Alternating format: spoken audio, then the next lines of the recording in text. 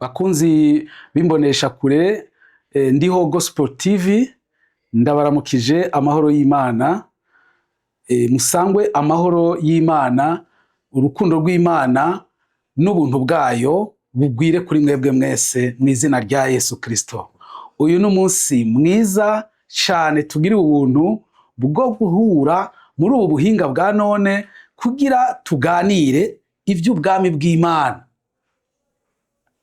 Ariko imbere y'ivyo vyose bakunzi b'ijambo ry'Imana, ntitwokora ikintu na kimwe tudatanguriye gusenga Imana kugira dusengere uyu mwanya, dusengere ubuhinga, twisengere twebwe tubivuga, dusengere n'uvyumva. Wewe uvyumva ubironkere nk'umugisha kandi bigira ico bikumarira. Dusenga Imana. Mana Data wa twese, mu izina rya Yesu Kristo turagushimiye kugira neza kwawe. Akira amashimwe yose n'icubahiro kuko ari wewe watanguje ibikorwa vyo kwamamaza ubutumwa bwiza kugira buheshe uwumva wese akizera agakiza kibihe bidashira. Hezagire uyu mwanya, uhezagire imbonesha kure, uhezagire n'ukurikirana n'uzobikurikirana vuba canke kera, bize bigiraho bimukura naho bimushikana mu izina rya Yesu Kristo. Amen. Ndasubire kuguha ikaze rero mukunzi, ndaguhaye ikaze kugira dusangire ijambo ry'Imana rivuga ibibogaboga muri Yesu Kristo. Tuvugane ibibogaboga muri Yesu Kristo kuko hariho abantu benshi twovuga b'ibihangange ku isi, tukavuga abantu bahambaye n'ivyababogabogamwo, tukavuga abantu batwaye isi n'ivyababogabogamwo, n'abantu bafise ivyo bahinduye ku isi, bafise ibitangaza bakoze. Hariho abantu bagifise n'amamonima babibukirako, hariho abantu bazwi ku isi babaye ibihangange, abami babaye ibihangange nk'aba Farawo, nk'aba Nebukadineza, hakavugwa n'abandi benshi batwaye isi. Ariko uyu mugoroba ndagufitiye inkuru nziza y'uwundi abogabogamwo ubuntu bugeretse ku bundi.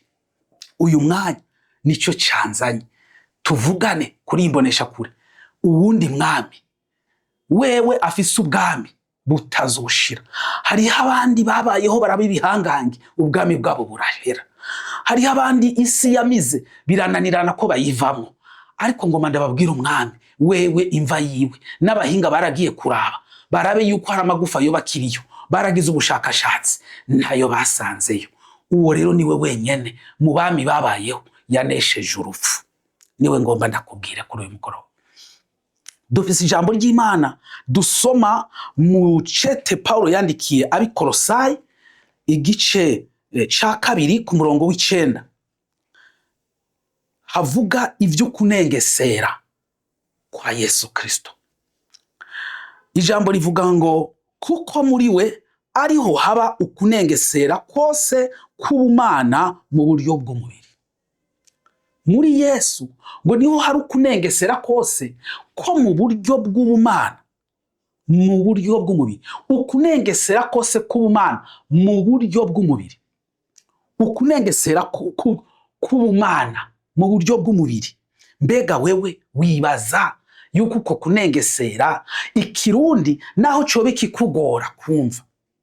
Ukunengesera n'umwuzurira w'ubuntu, n'umwuzurira w'ineza warenze ibipimo, ukanengesera ukaba n'umusesekara, ukuzura akaba atakindi worenzako. Niho iri jambo ryavuze ngo muri Yesu Kristo ngo niho hari kunengesera k'ubumana mu buryo bw'umubiri. Imana yabayeho batayibona, bakabona ibikorwa yakoze kuko ntiyigeze yambara umubiri. Ikintu kidasanzwe cyayiteye kwambara umubiri. Mu vy'ukuri umubiri ntiwagenewe Imana, umubiri ntiwagenewe Imana, umubiri ntiwagenewe ko Imana iwambara, kuko umubiri mu vy'ukuri wari uw'ibiremwa, mugabo umuremyi ntiyarakwiriye kwambara umubiri, mugabo yarateruye ubumana bwayo ibwambika umubiri, niwe waciye witwa Kristo. Nico gituma abantu vyabasize ubwo rukundo rw'Imana rungana gutyo rwatumye ukunengesera k'Imana atacigabanijeko atacigabanije ko iraterura ishira mu mubiri mu nda y'umwigeme Mariya. Imana ishimwe. Ijambo Pawulo rero arahishurirwa abwira ab'Ikolosayi, ishengero ry'Ikolosayi, araribwira ati muri Yesu, uwo Yesu tubabwira niho hari kunengesera k'uburyo bw'ubumana mu mubiri. Ubumana bwambaye umubiri. Imana ishimwe cyane. Mu by'ukuri ni ikintu ngomba uyu mugoroba twitondere gukurikirana twumve. Yohana nawe yanditse mu butumwa bwiza igice cya mbere umurongo wa 16 avuga ngo kuko ibibogaboga muri we ari byo twahawe twese, ngo n'ubuntu bugerekeranye n'ubundi. Ngicyo twahawe, icyo abakozi b'Imana bahawe, icyo intumwa zahawe, nico nazo zahaye abumva kandi bizera, ngo nukubamenyesha uwo Yesu yuko ibibogaboga muri we ari byo twahawe, ngo n'ubuntu, ubuntu bugeretse ku bundi, ubuntu bugeretse ku bundi, ni igorofa ry'ubuntu tutazi iyo rigarukira. Imana ishimwe. Aha rero ngomba kuri uyu mugoroba wumve ukunengesera, wumve uburyo ari gitangaza ubutunzi bw'ubumana bwose. Nawe ibaze ubu bushobozi bw'Imana. Abantu bakora ubushakashatsi mu kirere bakaronderaho ikirere giherera, bakaronderaho inyenyeri ziherera. Uko bashitse ku nyenyeri bibaza ko ari zajyuma, baza babona izindi zisumba za zindi batari bwabona. Nta na rimwe haraboneka ushobora gushikaho inyenyeri ziherera. Wumva igitangaza. Iyo Mana rero ubwo bushobozi bwose burengeye ubwenge bw'abantu nibwo bubogaboga muri Kristo, ubuntu bugeretse ku bundi. Ni wibaza ingene yamenye ahishira iyi si yaturemeye ko ikarishira kure y'izuba, aho izuba ritugirira ikimazi, hakwiri twegereza ngo riduturire. Ihoba ikintu cyotuma izuba ritwegera, twoca duhinduka nk'amakara twese. Ariko ibaza ubwo buntu bugeretse ku bundi. Imana kandi kuri bwa buntu bugeretse ku bundi, ubuntu bwa mbere abantu turabunanira. Imana icizana ubundi bugeretse kuri bwa buntu bwa mbere kugira irabe yuko aho tworokoka, iciduha gusubiramo, iduha yandi mahirwe. Ubuntu buza buraduha amahirwe, ubuntu bugeretse ku bundi. Ubuntu bwa mbere tukabupfisha ubusa, ikatwongera ubundi buntu. Uko niko Imana imeze. Ukugororoka kw'Imana n'ubuntu bugeretse ku bundi, n'urukundo rugeretse ku rundi rukundo, n'ubwenge bugeretse ku bundi bwenge. Imana ishimwe cyane. Muri yo harimo ubwenge bwo kurema, muri yo hariho ubwenge bwo kurema, muri yo harimo ubwiza. Imana ni nziza mwene data, Yesu ni mwiza. Muri yo hariho ubwenge bwo kurema. Abantu bariko baragerageza kurema, bariko baragerageza kurema, ariko naho barema ntiborema nk'umuremyi, kuko uwaremwe ntiyorema nk'uwamuremye. Bariko baragerageza ubuhinga, baragira neza ubuhinga, bagakora ubuhinga, mugabo si ubuhinga bwo guhiganwa n'iyaremye ijuru n'isi, si ubuhinga bwo guhiganwa n'iyaturemye. Muri yo harimo ubushobozi bwa vyose, yo yishobora vyose. Mpora mbona imisozi bahora bagerageza kuduga ya za Everest n'amapirene yari hariya mu bihugu vya Buraya, bakagerageza kurondera utuntu imigozi buririrako.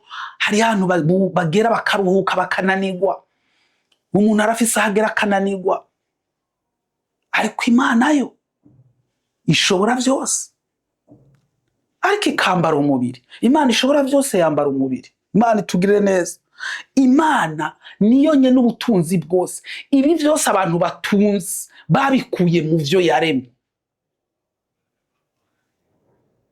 Jewe ahubwo nibaza, mukundwa uri kurankurikira, ndiko nibaza namba uwo mwami vy'ukuri twaramwakiriye mbega waramwakiriye neza? Twamwakiriye neza mu by'ukuri. Twara abantu bashizwe ukwabo, ubwoko bw'abami n'abaherezi.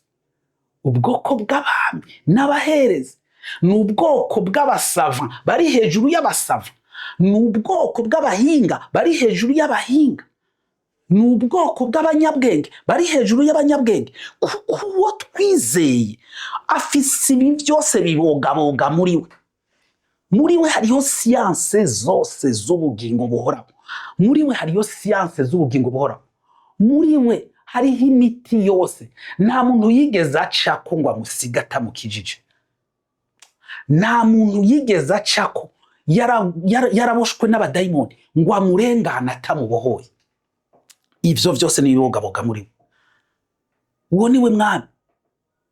N'ubu ingoma zose zirakuranwa, zigakuranwa zigahera, bakazibagira, hakaza izindi. Ariko uwo wenyene niwe igitabo camwanditsweko kitigera gisaza. Iki gitabo mukundwa camwanditsweko nticigera gisaza. Iki gitabo nticigera gisaza. Ibindi bitabo barabibika bikaja ku mukungugu. Ibindi bitabo ntibabitemberana ngo bavyirate. Ariko iki gitabo haraheze imyaka ibihumbi ndyohererwa kugitwara. Hariho n'abandi bambanjirije baryohererwa kugitwara. Ibi dukura ngaha ni ibibogaboga muri we, kandi nta muntu yabisomye neza azokwicuza. Imana ishimwe cyane. Imana ihabwa icubahiro. Imana iguhezagira. Ubuntu bugerekeranye n'ubundi, ubuntu bugerekeranye n'ubundi.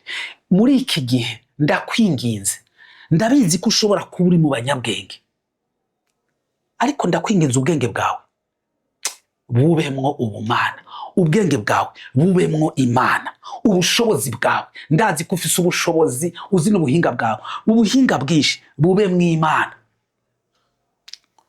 ubutunzi bwawe bubemwo Imana, ukuganza kawe cyangwa ubutware bwawe n'icubahiro cyawe kibemwo Imana. Hariho ubuntu bumwe bwonyene mu byakozwe n'intumwa ibice 4:12 havuga ko kuko atarindi zina twahawe munsi y'ijuru kugira turikirizwemo atari rya Yesu Kristo. Nta rindi zina rihari abantu bakwiriye gukirizwamo, ni izina rya Yesu. Nico gituma ndakwingingiye mukundwa, ndakwingingiye mwene data, mu izina rya Yesu Kristo, akira ubwo buntu bugerekeranye n'ubundi buntu. Akira ubwo buntu. Isi iriko iraherana no kwifuza kwayo. Akira ubwo buntu bugerekeranye n'ubundi. Imana yo mwijuru iguhezagire. Imana iguha umugisha. Wakira ubwo buntu bugerekeranye n'ubundi, kandi Imana izokugirira neza.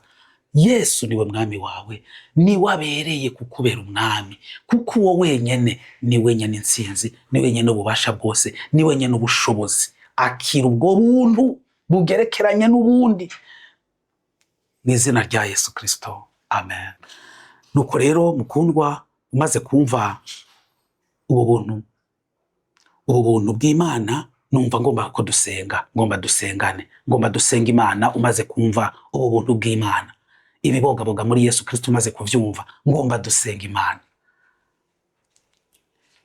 Ndagusengere kandi nawe wizere igihe cyawe cyiza cyo kwakira ubwo buntu niki.